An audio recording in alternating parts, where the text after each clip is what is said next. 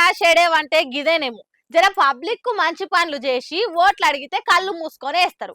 కానీ గెలవంగానే పబ్లిక్ దిక్కు మర్రి చూడకుట మళ్ళా ఎలక్షన్లప్పుడే అమ్మ మా కోటేయుండ్రి, అమ్మ మా కోటేయుండ్రి అని అడిగితే ఎవలేస్తారు? ఎవ్వల్సుత మర్రి చూడరు. కాదానికే పైసాస చూపించి వలలేసుకుందామని చూస్తారు. కాకపోతే అదే పైసా ఒక్కోపారి నడి బజార్లకు ఇసిరేస్తుంది గిట్లా.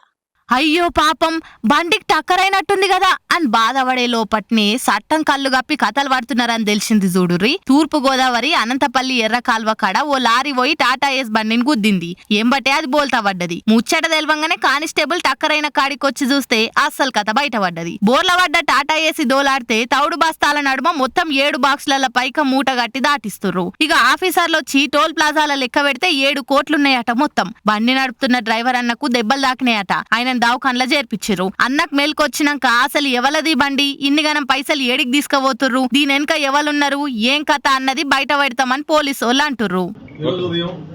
సుమారు 6 గంటల టైంలో విజయవాడ వైపు నుంచి రాజమండ్రి వైపు వెళ్లే అశోక్ లేలాండ్ దోస్త్ వెహికల్ వచ్చేసి ముందు వెళ్తా ఉంది. దాంట్లో వచ్చేసి పౌడర్ ప్యాకెట్స్ వచ్చేసి పైన పెట్టి కింద వచ్చేసి 7 బాక్సుల్లో ఒక్కొక్క బాక్సులో ₹1 ₹500 నోట్ల కట్టలు పెట్టేసేసారు. 7 బాక్సుల్లో 7 కోట్ల రూపాయల డబ్బులు ఉన్నాయి.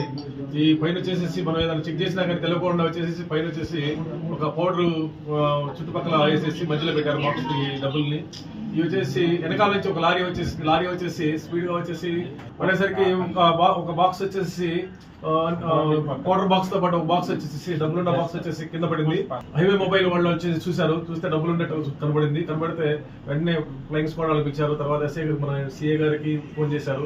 ఈ 7 కోట్ల రూపాయలని ఎవరిదని చెప్పేసి తెలవాల్సి ఉంది. ఇంకా అది ఇది వచ్చేసి హైదరాబాద్ నాచారం నుంచి వచ్చేసి మాధవి ఎడిబుల్ బ్రానాయిల్ వచ్చేసి మండపేటలో ఉంది, ఈస్ట్ గోదావరి. అక్కడికి వెళ్తా ఉంది. ఇది ఈ వెహికల్ అక్కడికి వెళ్తుందని చెప్పేసి చేస్తున్నారు.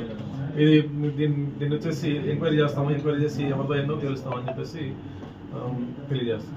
ఇంతగానం పైసా ఏడికెళ్ళి ఉట్టుకొస్తుందో ఏం పాడు. ఎన్నడు లేని ఎలక్షన్లు అప్పుడే బయటవాడు ఇచ్చిత్రం అనిపిస్తుందిలే. ఏం చేస్తారు, ఓటర్లను మలుపుకోవాలంటే గా మాత్రం పైసా ఆశ చూపిస్తే గాని పన్నడవది. ఆంధ్రాల అసెంబ్లీ పార్లమెంట్ ఎలక్షన్లు ఒక్కపారే వచ్చేసరికి పార్టీల నడుమ పోటీ పాలోల పాగ కంటే ఎక్కువగానొస్తుంది. ఎవ్వల కాలు తగ్గేదేలే అన్నట్టు ర్యాలీలు సభలు పెట్టి ఎండాకాలంలో ఇంకా వేడి పెంచుతుర్రు. కాకుంటే పైసతోనే పని అవుతుంది. ఎలక్షన్ కు 1-2 రోజుల ముంగట పంపకాలు చేయాలనే సాంప్రదాయాన్ని వడగొట్ట ఓటర్లకు ఆసరైదామని కట్టలు వేసుకపోతుంటే గీ కథ అయ్యిందిగా.